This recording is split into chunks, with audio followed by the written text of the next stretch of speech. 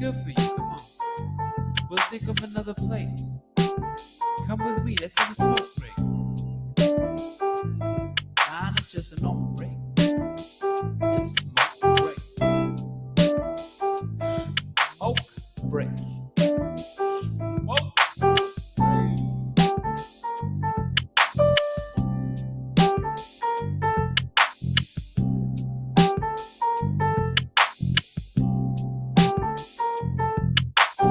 30 seconds and counting. There were plenty of years where there were guys who would dread being drafted by the Buffalo Bills. Not anymore. Astronauts report it feels good. T-minus 25 seconds. Brandon Beane realizes they're in a window of 2 to 3 years max to get this done while the iron's still hot. And getting Von Miller into that situation was big for the Bills. 10, 9. Oh, baby. Ignition sequence start. 6, 5, 4, 3, 2, 1, 0.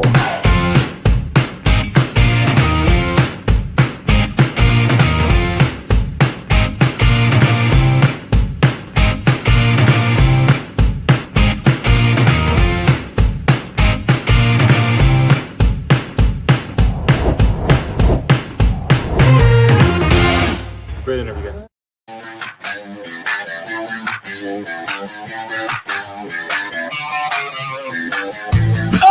Oh, baby! What is up, Buffalo Fanatics? Z-Bot here with you, live on the Buffalo Fanatics YouTube channel on a Thursday evening. It's not even the night yet because we got a big night ahead of us. This isn't the only thing you're going to see me on tonight. A little bit more on that in a moment. And a lot more on Chapter 5 of the greatest story ever told, coming your way Sunday night in Miami as the Buffalo Bills get set to take on the Miami Dolphins for all the AFC East marbles. Woo, baby, I cannot wait. We are just about 3-4-ish days away from deciding our fate. We'll know a little bit more on Saturday. Maybe that lessens the burden a bit. But the Bills can control what they can control. And what that is a playoff berth, a 2 seed, and a 4th consecutive AFC East title. So much to talk about in regard to that game. And as it's been coined by one of the best in the biz, and as I just said a couple of seconds ago, it is the greatest story ever told. It's unfolding in front of our eyes. About a month ago, these Bills stood at a 14% chance to just make the playoffs. Here they stand going into Week 18 with the ability to not only make the playoffs, but to lock up that AFC East title as we approach Chapter 5. I cannot personally discuss the story at hand without the man who is, I don't know if you want to call him the producer. I don't know if you want to call him the publisher.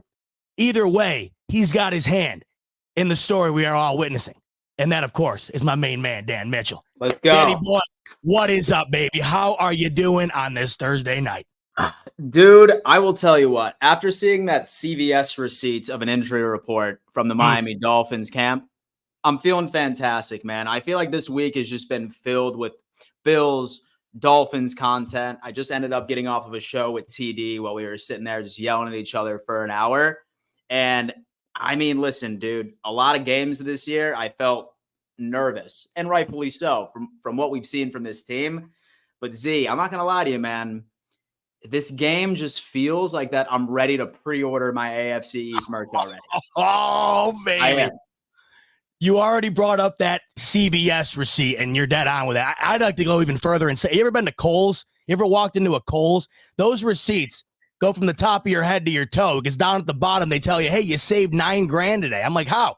I just bought a pack of boxers.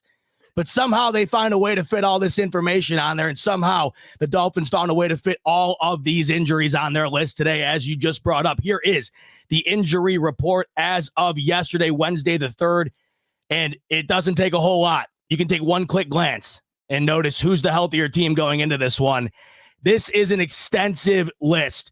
Dan. And, there are guys on that aren't even on here, right, that are that have already been ruled out, of course, earlier on in the year. That goes the same for the Buffalo Bills. But the two key ones that we, of course, hone in at are at the top of this chart for the Miami Dolphins. And that, of course, is Bradley Chubb and Xavier Howard, both ruled out for this game, both banged up last week. Bradley Chubb, of course, he's out for the year. If you watched Hard Knocks this past week for the Miami Dolphins, which was an incredibly fun watch if you're a Buffalo Bills fan, because you got to watch the cinematic version of that pounding that the Ravens gave him. But the unfun part was watching Bradley Chubb get hurt. You got to really see that from an eagle-eyed perspective, and man, that just seemed rough. And you could tell it really took the wind out of the sails of the Dolphins, who had already almost capsized on the day. So, Dan, when you look at this list, and in particular, when you look at Bradley Chubb, Xavier Howard, how does that make you feel about this Dolphins team? You and I already feel some way about them, and I think we're both in alignment where we feel like this team is very good at doing what they're supposed to do. When the bar is raised, they have yet to be able to jump up and cling on to it. So what does this do to your perspective of these Dolphins fans, who we already kind of view right now as a team that hasn't proven to us that they can win a game like this coming up on Sunday?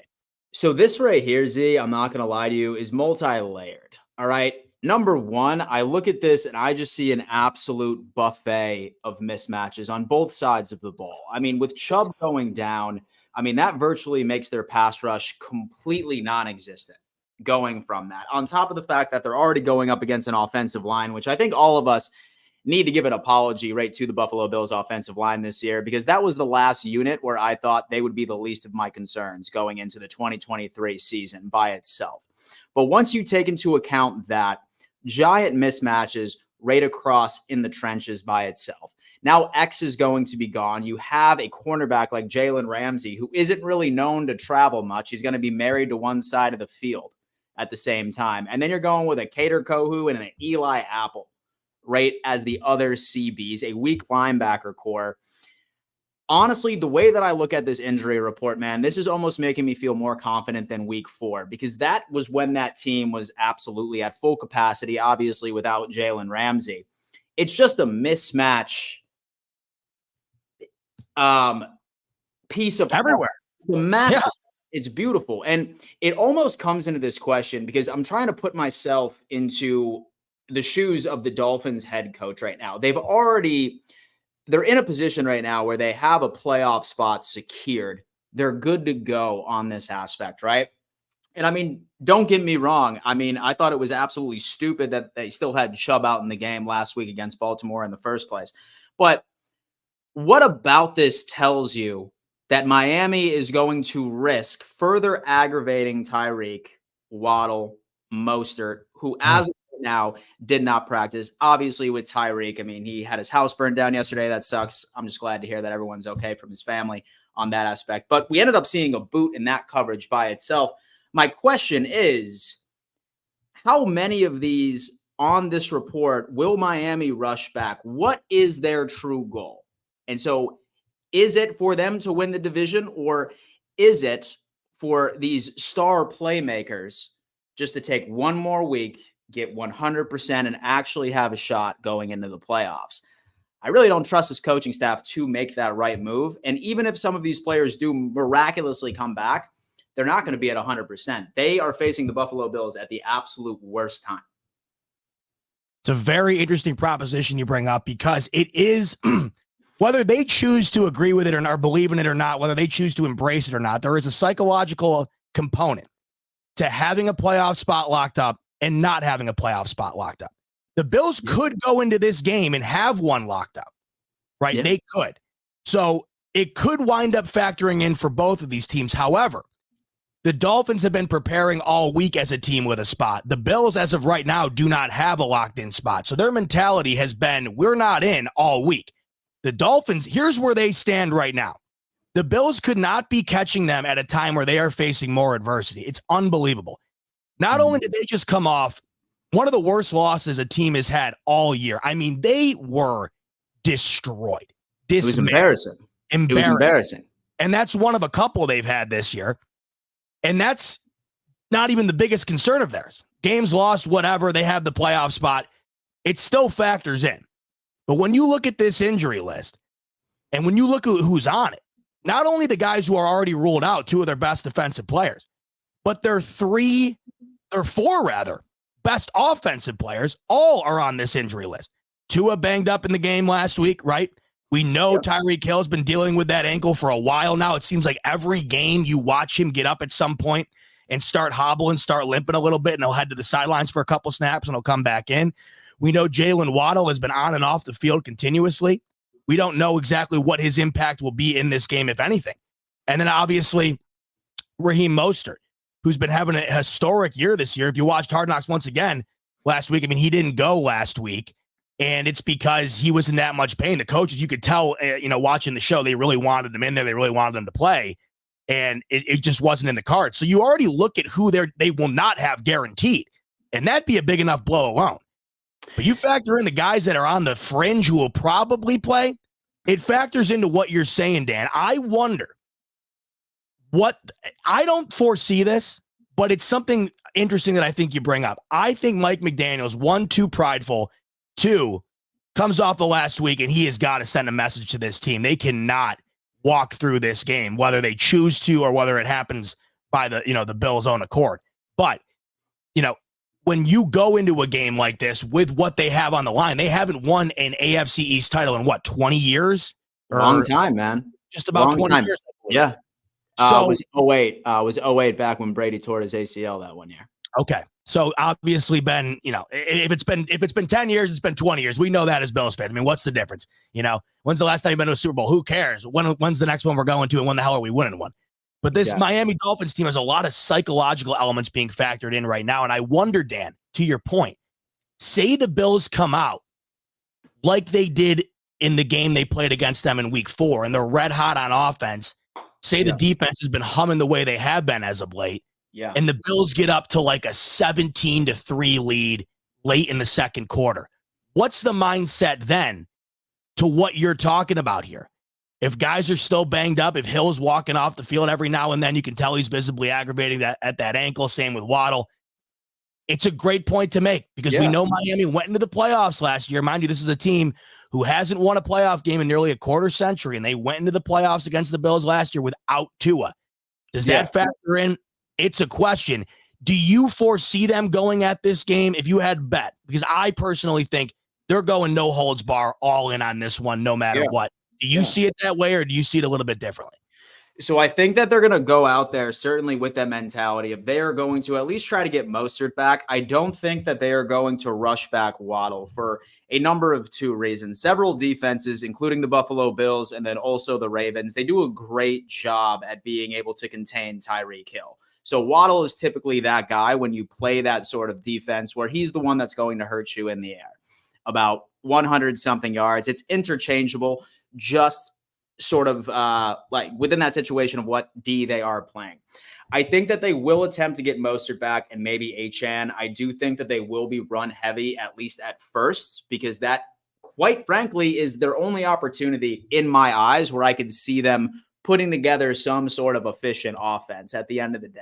Because I'm sorry, I don't want anyone to think that I'm being a hater, and everyone on the face of the planet knows that I'm one of the most positive Bills fans on the face of the planet, but you can't tell me that you can pick out more than 2 mismatches in the favor of the Miami Dolphins when I'm seeing this, especially on the defensive side of the ball. All right? There's no question.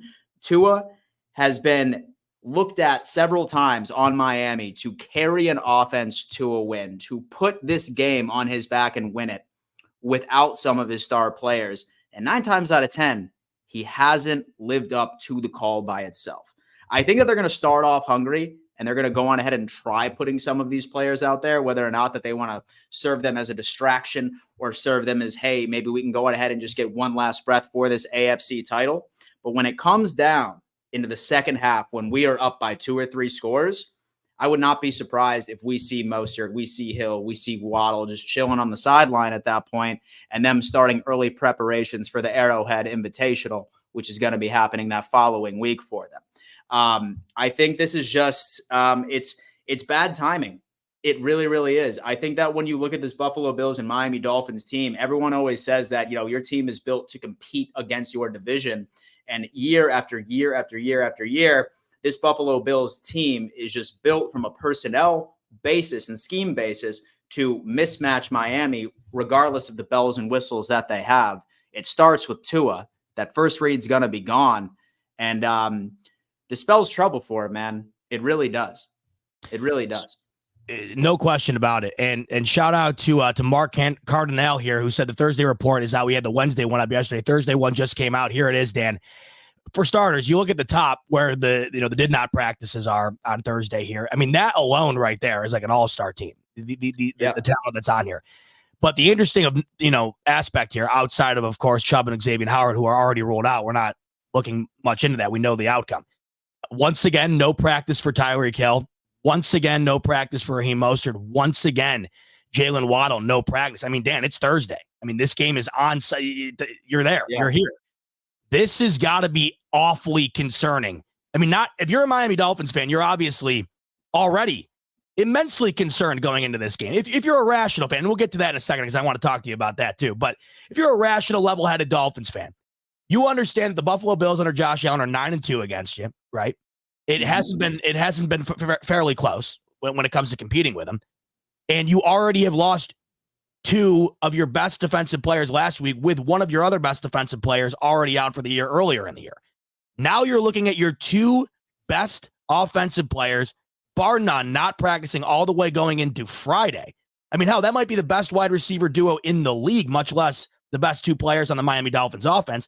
And then your workhorse at running back. The concern level has to be immense. I don't know where you're gaining the confidence. And I'm not sitting here saying Bills are going in here and guaranteeing anything. I know what happens in these scenarios. Believe me, I've seen this movie before, and I'm hoping to God that it's a decent or a more than decent sequel, not some BS like we've seen, right? Mm-hmm. I'm talking about surely, from a fan perspective, a confidence level going into the game. Where are you conjuring up your confidence right now as a Dolphins fan with all of this at play, not to mention the other factors, like I mentioned, with, the Bills basically taking it to them every time, not having been in this position, not having won this division in 15, 20 years. There's a lot going on here. Where are they going to get the motivation from, Dan? How are they going to be able to go into this one and level up? See, the thing is that, like, what do they have to prove at this point, right? Like, I feel like that they're putting this division title on a very high pedestal outside of the narrative of them not winning a playoff game. Then I would say 40% of the chat's age right now. It's been 23 years, right? And I feel like their priorities really aren't where they are. If I was the head coach, and if anyone's trying to come in here and be like, oh, well, this Dan Mitchell guy, he's just nervous about the Dolphins. No, I'm not, my friend. We beat you 48-20 with all of your starters out there, minus Jalen Ramsey, who, in fact, our team is undefeated. The issue is that if I'm the head coach right now, dude, I am starting Mike White, and I'm literally just going on ahead and running with these receivers and hoping on a prayer that this Buffalo Bills team goes out and does what they have proven to do all year and play down to their competition. That's a gamble, and that's a roll of the dice that I would take if I am the head coach of the Miami Dolphins at this point. But I don't think that is where their heads are at, right? I do think right now that I think, especially when it comes into Tua, because dude's not paid right now, man. Dude is not paid. He has no contract whatsoever. They literally just blew a 4-game lead in the AFC East, and now week 18 is for the division, all right? I started this greatest story ever told. This was just a hopeful manifestation. It's real right now. I had no idea that this team would choke the way that they did. Maybe I should have saw it a bit more as a realistic possibility, but right now, when I'm Tua, he needs to go out there and he needs to damn prove that he can lead this team to a win. Because soon as when these contracts start coming in, because all of these damn, star players that they have on this team, I know, it's crazy. Once Tua gets paid, fast forward a couple of years, this team that they're going to put out in the field on Sunday is going to be the sort of team that is going to be surrounded by him. So he has a hell of a lot more to prove going into it. I just don't see it. I think that if I am them, especially with everything that is going up against them, the way that this defense has been playing, how their offensive line has been in shambles the entire year. Now their pass rush is gone right now. Dude, start Mike White and go on ahead and just run it and roll the dice. And hopefully the Bills lay an egg like they do against like these like lowly opponents going into it. And hear me out too. There's been a bunch of these scenarios where, hey, you know what? If say the Ravens end up beating the Steelers, or say with the Titans beat the Jags, et cetera, then the Bills going into it already have a playoff spot locked down. If I'm a Dolphins fan, I am praying to the Lord. That the Bills have a playoff spot locked down before they march into Miami. Because if the Bills' backs are against the wall that bad, knowing that they're either the second seed or they're not in entirely, that's the difference between a 40-point differential and a 14-point differential going into it. And I can almost guarantee you that. I myself am hoping one of those teams go down. I know the absolute panic attack that's going to unfold over a 4-hour time span on Sunday night. Oh, yeah. I'll probably have a heart attack like I'd say midway through my stream, I'll have a heart attack. That's what I'm getting at. And I'm just saying, I think if they're locked up, the beats per minute will at least be decreased, maybe 10, 15%. I have less likely of a chance to be hospitalized if they are locked up. So obviously a lot on the line for both teams. It'll be interesting to see how both teams approach it. And of course, the outcome is the most interesting storyline of the weekend. We know we're confident. We know where we stand. The only thing that leaves me a little less confident is the fact that this just is the Buffalo Bills. This would not shock me at all if they did everything they had to do to get to this point, and all of a sudden in the biggest moment where you just have to get over this one last obstacle to do it, something very Billsian happens. But outside of that, I like how it matches up.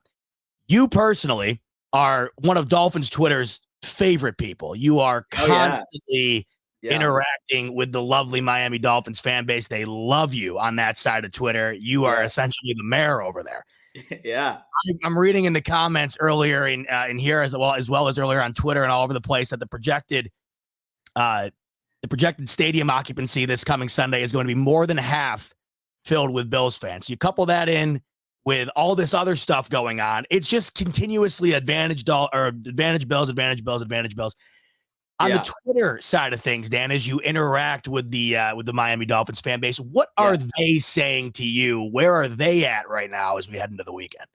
So they're giving a bunch of baseless claims, man. I mean, I feel like for the past couple of weeks, it's just been a continuous moving of the goalposts. Like a few weeks back, they were just like, oh man, like y'all aren't even going to make the playoffs, right? But now it's funny because like the statements that they're coming at me for on Twitter is now almost predicting the future from their perspective. They're just saying, oh yeah, like y'all are about to lose in the playoffs anyway. It doesn't matter. Essentially what I'm getting, and while they haven't admitted it outright, they've already moved the goalposts past week 18 and they're rooting on our downfall after the fact. The 52% of Bills Mafia being in that stadium, how the hell is that not a surprise to anybody? Have you ever been to Hard Rock before? I have. And it was the interesting thing was it was during COVID, but I watch every week, and I don't understand. I was just going to say, I see the tweets all the time where they're constantly saying that their attendance is better than Buffalo's, you know, the way that they show out. And I'm like, you can't even say that with a straight face. It's absolutely insane that you actually believe that and are willing to project that to others and have them look at you like, dude, there's no way you can possibly believe this. It's literally insane. Like when I see tweets like that, and then I turn on the game and I see all the lower levels, like when the Finns have 11 wins and like there's empty seats all over the place. You're trying to tell me there's 60,000 people just jam-packed right in the upper decks? Because I'm not seeing this, all right? I've been to Hard Rock 4 times in my entire life. I have never once, 3 Bills games and then 1 game against the Buccaneers 1 year. I have never once, out of any time I have attended Hard Rock Stadium, regardless of how the Dolphins have been performing, I have never seen Dolphins fans outweigh the number of opposing fan bases there. Yeah. Maybe the Chargers, they might have a good possibility with that, but that's it, all right? It's no surprise, but really just going back right to your initial question, man, I feel like that several Dolphins fans, they have already accepted it. I think they already know. I think that they're getting that sense of impending doom. They're getting that sense of, hey, oh my God, here comes the annual, choke when it matters most. But yeah, dude, it's wild. I mean, honestly, dude, I wouldn't be surprised if they are just in a headspace right now where they're trying to put together a way and figure out how to beat Kansas City here next week, because I am almost locked in on the facts that next week, like let's fast forward right to next Thursday. So you and I will be previewing Bills versus Houston Texans in Buffalo. And then with TD and all the Dolphins Twitter people, we'll be talking about the Fins and going into Arrowhead. I can almost guarantee it. Speaking of TD, he is one of those many Dolphins fans that is gearing up for this game this weekend. You spoke to him earlier today. Where is TD at? When I watch, I mean, every stream's incredible, but last week on one of those Tua picks, he's got to start charging like a Netflix type thing to be able to watch. I mean, dude, he's got to put a paywall on his streams. He does. Dude, Master at Work, you know what? TD should thank him, because Master at Work's on it like white on rice. The second it happens, it's on Twitter. I'm watching it. Everyone else is. It's glorious. So we know how much he's bought in on the team, how much it kills him when they're, killing him. Where's TD at going into the weekend on this game? It's funny, man, because I'm not sure if you ever watch his individual streams compared to the AFC East. Very different. He, I swear to God, he has a twin brother who is just a Dolphins downer, and then somebody that just comes in and says, hey, it's going to be Tua, etc.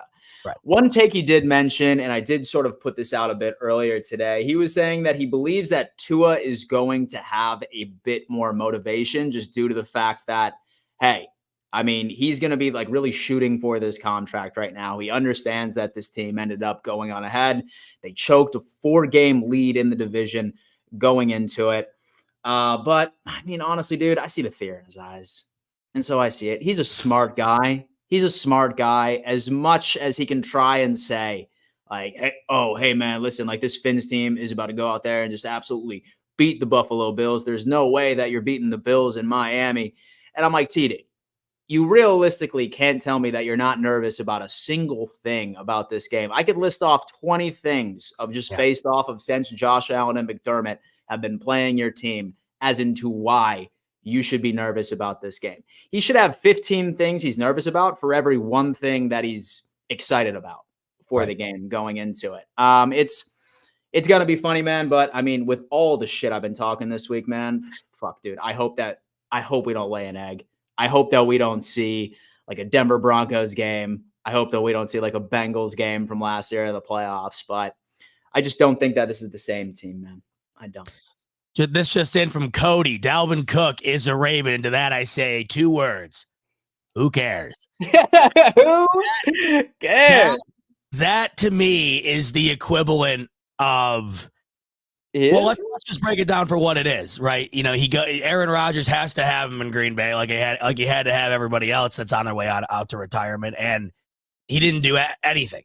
And that shocked me. I mean, Dalvin Cook last year had a great year. I for the life of me, cannot understand how you can go from that to this. But then again, I mean, the New York Jets offensive line is abysmal. The Baltimore Ravens certainly is the opposite of that. It could be more impactful for the Ravens having him, certainly, than the Jets having him, just because they have been banged up at the running back position. They do run the ball exceptionally well, and their offense is pretty much predicated around that. So maybe it is better for Dalvin Cook, but I'll worry about the Baltimore Ravens when the AFC Championship rolls around and we have to head to M&T Bank Stadium, should that be the case. But I personally, just real sidebar here quick, Dan, I personally don't see any, that doesn't strike any fear into me going into the playoffs. Should we play Baltimore? I don't know how you feel about that for the Ravens picking up Cook. I'll be honest with you, man. As much as I respect Baltimore, I like Lamar. I like the entire thing, dude. And I mean, this might be a hot take, dude, but I am still dying on that hill that I see that the Ravens will lose their first playoff game, and it's going to be against the Cleveland Browns. That's weird you say that. I am on that with you. I think the Cleveland Browns beat the Ravens handedly once they end up beating. And think about it. It's Flacco, too. Jags, I don't know. Flacco going back to Baltimore. That would be the last thing on earth they'd want, right? There's so much on the line. And, speaking of the Cleveland Browns, too, man, I mean, That should piss off Jets fans even more, bro. Oh God, That should piss like off you needed Jets one more fans thing. even more for showing, because the Browns are essentially the Jets, if you think about it. Historically, I But guess you're right. Yeah, they're past 20 just, years. well, I mean, so like really even this year by itself, staunch absolute defense, lost their quarterback, had a quarterback carousel, but the Oh, I Browns see were what you're able to saying. figure it out. Yes. And the Browns were able to figure it out, and now they're the 5th seed, and now several people are saying that they're going to go to the AFC Championship. Yeah, and Stefanski's going to win off. He's going to win head coach of the year because of it. Oh, 4 dude, it's going to quarterbacks be in tough. rotation. And so I like He's a Steichen and massive I like favorite Ryans too. I know there's so many good choices this year. I wouldn't have a problem with a handful of guys. I think last I checked, though, he was the overwhelming favorite. And it's because of the fact that you have, like you said, a revolving door at quarterback. They've started 4 quarterbacks this year. Joe Flacco off the couch. That defense has been extraordinary. But that's such a great point you make, and it's dead on. The Jets could have done similar things. They could have went out and got Joe Flacco. They could have went out and made a move at quarterback. They didn't. I mean, it's unbelievable. The Browns only seem to get better through the adversity, and surely the Jets got far worse. Yeah. Very interesting. I love where your head's at on that Ravens take, because I think that is, you could look at all of the teams that could be slated to play the Ravens. And I think if you put them up to a lie detector test, the Browns would have to be one of the teams they would want to face the least. Oh, yeah. I would just have the way that everything went. Lamar's second MVP, right? 1 seed locked up. For that to occur to your little brother, essentially, in the division. And not only that, Lamar, he's going to take a world of shit after winning his second MVP and getting bounced early again in the playoffs. All that's probably weighing on the mind. Man. Yeah, there's dude. so many things going into this playoffs, and I just hope to God, Danny boy, the Bills are a part of it. I mean, that's where I'm at. There's so much going on. I mean, I'll be honest with you, man. Listen, we just need to take care of business on Sunday. Yep. And I'm not sure about you, man, but I feel very confident. So welcoming a rookie quarterback, and don't get me wrong. Listen, I have all the respect in the world for CJ Stroud. He made me look like the biggest dumbass on the face of the planet. I thought he was going to be a bust this year, but damn, I guess I was wrong. But I mean, listen, I would welcome a CJ Stroud into a snowy Rayton Orchard Park. Hopefully, first round in the playoffs, hoping for that. Go on ahead and outcoach him, which normally with McDermott, he does very well right against these rookie quarterbacks. So that right there. And then either the Chiefs or the Dolphins. I mean, I'll be honest with you, man. I mean, this is probably even a hotter take right now. I'm actually more concerned about the Dolphins than I am the Kansas City Chiefs. So welcome the Chiefs afterwards.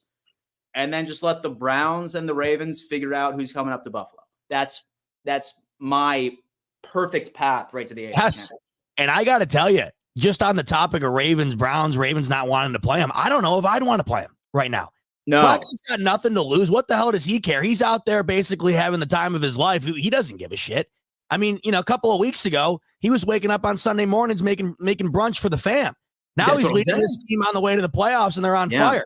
They got nothing to lose. That defense is incredible. And I look around the AFC, like you said, the Chiefs are playing bad football. It is bad football. If you watch that game on Christmas against the Raiders, that was one of the worst performances a team has linked together all year long. And it was at home, standalone on Christmas. It had the highest rating of the day, 20 million viewers. With Swift in attendance. Swift is there on Christmas, for God's sake. You don't think Taylor Swift could be somewhere else on Christmas, right? And you're playing Aiden O'Connell in Arrowhead. And I don't think the Raiders, dude, completed a pass the whole second half, and they still won.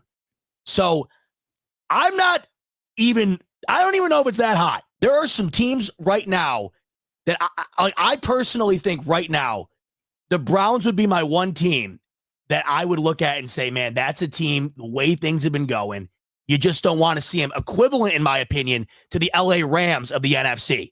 Yeah. Who have started together out of nowhere, healthy, random guys doing God knows what to help the team. And you got to be looking at them if you're like Philly, who's collapsed, right? Or Dallas. You're like, I want to be that Rams team. You know what I mean? Oh, man. No, I mean, honestly, dude, listen, like, that's why it means so much. Because I swear to God, man, all we need to do is get into the playoffs. God forbid we are in some like alternate universe right now, right? And we see the Steelers beat the backups and the Ravens, which, by the way, stop sleeping on Tyler Huntley. You're right. Yeah. Like, dude literally almost beat the Bengals last year right before they came up to us. So, like, people trying to say that the Steelers are a shoo-in to beat the Ravens backups, let's take a break. And then, obviously, with the Titans and the Jaguars, you have Ryan Tannehill, who is essentially going to be on his damn audition for a new contract next year. Derrick Henry on his audition for a new contract next year. And Mike Vrabel, who's pissed off and was just said, I'm getting sick of losing. I want to punch a team in the mouth. If both of those teams lose and we miss the playoffs and we lay an egg, we are missing out on, in my opinion, the easiest path to the Super Bowl from the AFC. I could not agree with you more on all angles. I also think, if we're on the topic of hot takes, I don't know how hot it is. I think one of those teams are losing. I think the Ravens B team with Tyler Huntley, who was a Pro Bowler last year, I don't think that is the most insane thing in the world. Those teams, no matter who, I mean, you know how it goes. Even when the Ravens are fully healthy and the Steelers are terrible, those games are always like 14-13. Like, those are how those games are. That's what this game is going to be. Wouldn't blow my mind if the Ravens pull it out. The Ravens pull it out. And then Jacksonville. What have they done? I know they beat the Bills. They looked great at that time of the year. Of course they did. Right when the Bills have to play them, they looked their best and they were stringing it together. They have been nowhere to be found as of late. And as we know, Trevor Lawrence is banged up. And Mike Vrabel, I don't want to go. You want to talk about people I don't want to go against. A pissed off Mike Vrabel is a guy I don't want to go against. Yes, yeah. Dan, I really do think, there's part of me that we could get a real therapeutic victory from one of these teams going into Sunday night. And then you want to know what that makes that game to me against the Dolphins?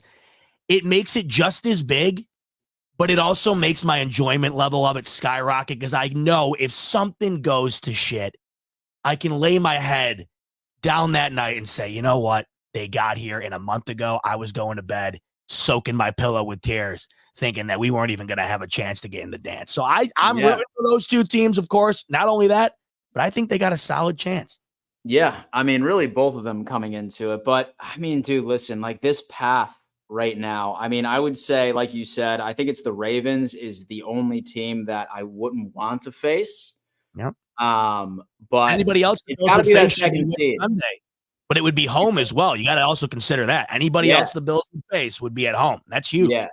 It's got it. Yeah, dude. It's definitely has to be the second seed for home field advantage, right? I mean, it's interesting too, because I really do feel like that we've seen significant change from this Joe Brady-led offense. I mean, obviously we struggled against the Chargers and the Pats, but like when it comes to the Chargers, we had fucking zero tape on that team. We had no idea whether or not that they were going to be taking it out of Staley's playbook or if it was something entirely different.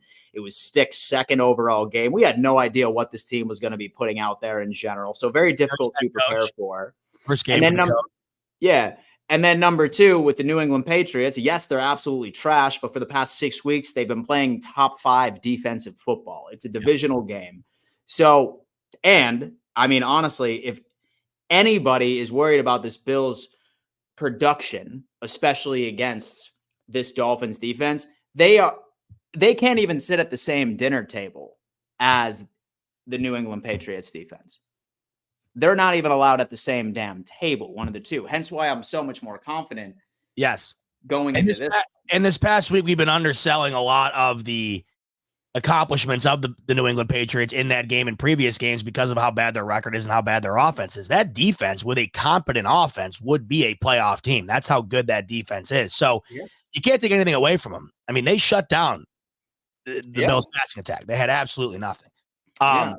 As we move forward into the game itself, Bills Dolphins, and we take a look at the surrounding elements as we've been talking about, one other thing I found to be interesting as well, if that hot take that we both kind of seem to be aligned on, early bounce for the Ravens, should the Bills win Sunday, should they go on a little bit of a run, that AFC Championship is in Orchard Park, New York. And that's one thing you gotta remember too. It's just crazy.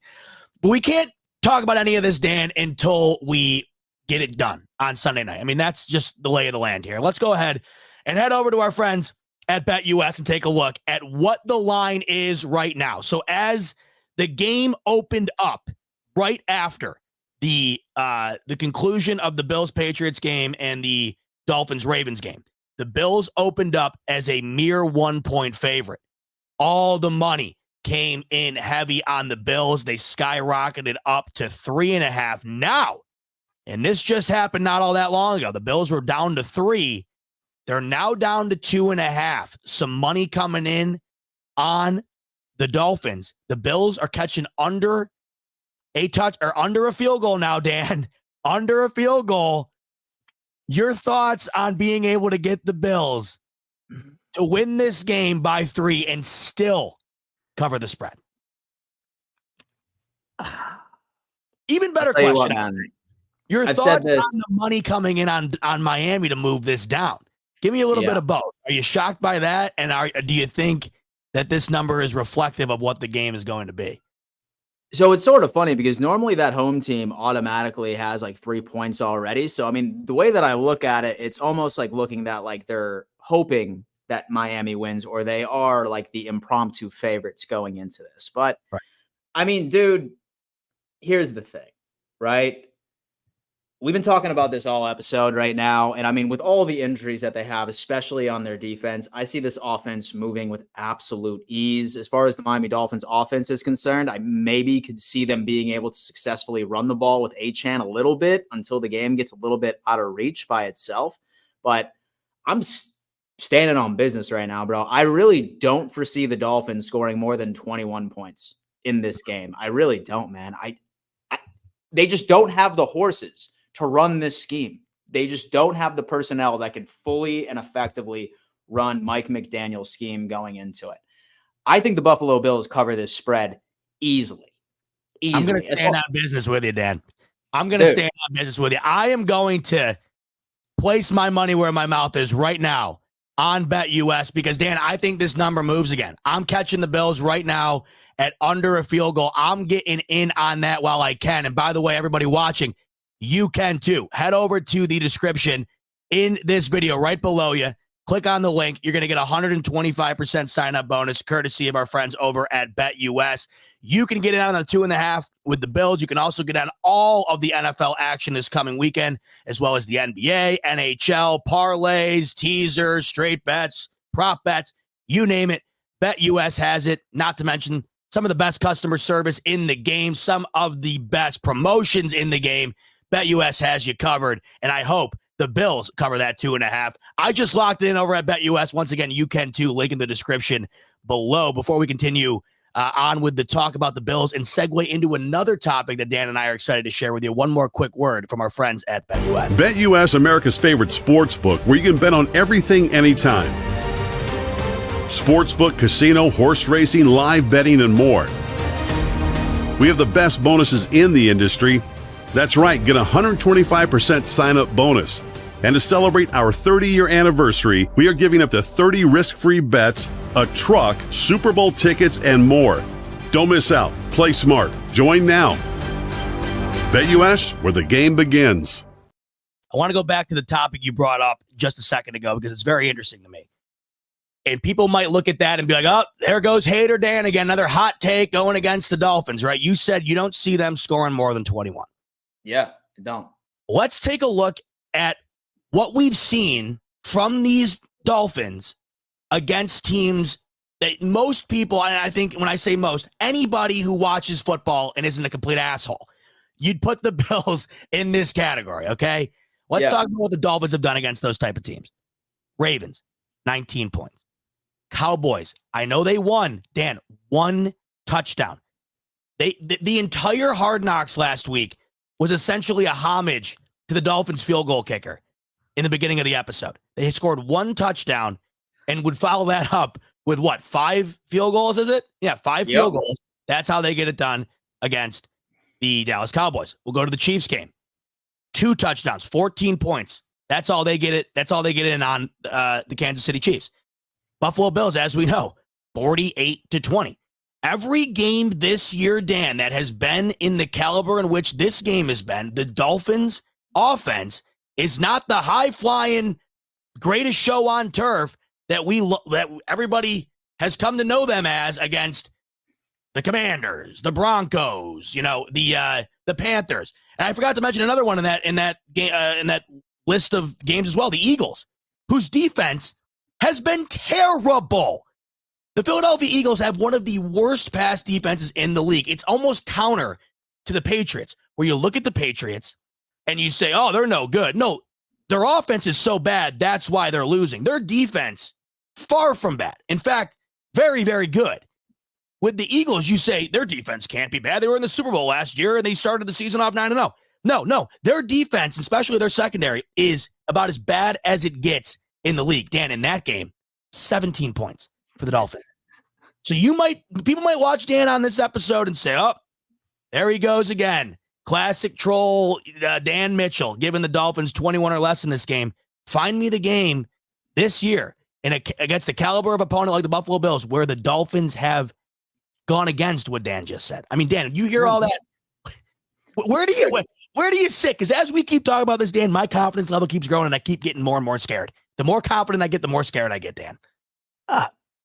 Listen, man, the key right here is that like we have a defense that we're talking about that has effectively taken Tyreek Hill out of the equation entirely. We all ended up seeing that walking boot yesterday on that video. He's not 100%. He hasn't been 100%. He's essentially just being put out there as a distraction. Okay, that's essentially what that looks like right there. Waddle has been the killer for us because you want to know why? Because we take Tyreek Hill out of the game. Waddle's not to be there. He's not about to be there anymore. All right. And then now you're talking about a Bernard right in the linebacker core. You have a surging Rasul Douglas. By the way, round of a damn applause for Brandon Beane bringing this guy back in. Benford's been absolutely balling. Same thing with the safeties going into it.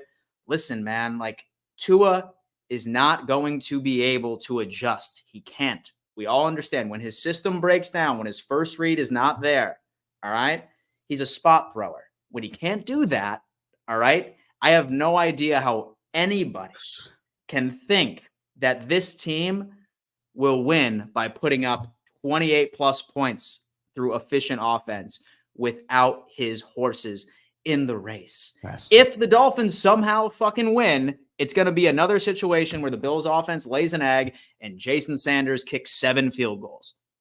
That's going to be the only way. Tua is not a concern for this whatsoever, and it's because of the defense that we put out there. Now, to be fully transparent, let's talk about what the Bills have done the last couple of weeks. Offense was not very good against the Patriots. Offense was not very good at all in both these games, but the Chargers game as well. You can't even get a read on what the Cowboys game was. They beat them so bad in the trenches and on the ground. I mean, you can't really take anything away from it. It was such an embarrassment. You really can't say. Like I saw people, I was tweeting about Josh Allen, a couple of comments saying he's had 3 consecutive bad games. You can't argue to me Josh Allen had a bad game against the Cowboys. He threw the ball 11 times. They just beat him so bad. There's really nothing you can take away from that other than, man, the ground game from the Bills is better than it's been in a long time, and the Cowboys are absolute frauds. But the Bills' offense has been struggling a bit as well. That's where I personally think, Dan, the advantage goes to the Bills because of the banged-up Miami defense. They've been playing exceptional defense over the last 8-9 weeks, but, man, they got a lot to overcome, and that's including an offense right now when they go into these games that aren't able to put up as many points as they do in the others. So yeah, I also look at it too, Dan. It seems like Josh Allen saves his worst moments for the games against East and Stick and Bailey Zappi, if that makes sense. Yep. You and I were both there. I mean, could it have gotten any worse against Zach Wilson? And you come back around and play that same Jets team later in the year, you win 32-6. These are the games where Josh Allen has his best games. He did that against the Eagles, despite a loss. That was unbelievable performance from Josh Allen. Great game against the Chiefs, right? We've seen Josh Allen do this time and time again against some of the league's best. So I think you and I are probably on the same page here, but as we sit and look at the one factor that can lean one way or the other, to me, it's that both these offenses might be struggling a bit as of late, but I think the advantage goes to the Bills just because of the disadvantages right now the Miami Dolphins are facing. Yeah. I mean, most definitely, man. You know what? I really think that when it comes down into it, and I mean, we've said this, I sound like a broken record, but there's so many mismatches, especially on the Bills receiving weapons, and then also even the run game. I mean, honestly, man, like I really hope that we can punish these depth player defensive ends in the run game and absolutely just zoot it right past them and really establish play action going into it. One thing, and I definitely think that we could probably talk about this on the Bills roundtable here shortly, some topic that we can discuss right here. But I'll tell you what, it's kind of funny. The second that Dawson Knox ended up getting back, right, and we start once again forcing 12-man personnel, you start to see this offense take a little bit of a It's interesting downslide. Yeah, So that is interesting. Haven't even really pissed off. given that a thought. But you just mentioned it. Right. Right. You just mentioned something we can talk about on the next show, because that's actually, now that I'm thinking about it, I'm like, man, the more loose they were playing, the better. The more forced they're into a certain type of set, the worse they are. But you brought up something very important. And that's Screw another 12 show. man. Screw 12 man. I, 11 man. for one, am do whatever you got to do. I don't care what it is. I never understood this fascination with it having to be a certain way. Who the hell cares? It's like if you take the SAT and you go in tomorrow and take it and you get a perfect score on it, anybody going to ask you if you studied for it? No. If you go into the Dolphins game and beat the bricks off of them, anybody going to ask you what the hell formation you're in? No. But if I'm forcing myself into a certain type of studying method for the SAT and it throws me off and I do poorly, to me, there's no set ground rules for going into a game and getting it done, especially when it's win or go home, maybe for the Buffalo Bills. Go do whatever you got to do. That's why I think the one thing we might see Sunday night is a lot of Josh Allen running. But we're going to have plenty of time to talk about that on another show, Dan. And this is where we segue as Brennan comes in a little bit earlier and says, Dan's been on like 3 straight podcasts. I see you. Well, Brennan, we're about to make it a 4th because we're 5 minutes away from the first ever episode of the Buffalo Bills Roundtable. Dan, I leave it to you. Tell the folks what we got coming to them in 5 short minutes. Ladies and gentlemen, as many of you know, we do a lot of work with this company called Roundtable Sports, the AFC East Roundtable, which airs every single Wednesday. So I'll tell you what, right now there is a Miami Dolphins Roundtable and there's a Jets Roundtable. And Z-Bot and I, we decided that there was a void that needed to be filled. All right, so it's myself, it's Z-Bot, and then also Kevin Masari as well. We're still on the lookout for a 4th member. If you have anybody that you would like to suggest, let us know. But we have a lot to talk about here over on the AFC East Roundtable channel. I'll tell you what, I have it pulled up already, Z, and I see a lot of Dolphins fans in here talking shit already. So this is going to be a wonderful, wonderful episode, super interactive as we go on ahead and we just continue to preach the greatest story ever told. Well, we are very, very excited to be bringing that to you. And Dan just said there's a lot of Dolphins fans in there already. You know what that means? We need everybody in here to take their talents over there and overpower them. And you can do that by going to the link to the description below. And I have the link to the show right there. No excuses. Go down to the comment or the description, click the link. Boom, you're on there. And just like that, you're going to go from the smoke break to the first ever episode of the Buffalo Bills Roundtable. And with that, Danny boy, we're going to wrap it up here and we're going to send it over there. A lot more discussion about Bills, Dolphins, and whatever else might come our way over on the AFC East Roundtable's first ever episode of the Buffalo Bills Roundtable. Dan, brother, thanks for coming on here right now. And I can't wait to launch the Roundtable, baby. It's going to be awesome. Let's do it, baby. Hey, thank you so much for having me. Let's go. Pleasure's mine. We'll see you all over on the Buffalo Bills Roundtable in just a couple of short minutes. Stay safe for the next 3 minutes, I guess, or so. And as always, go Bills.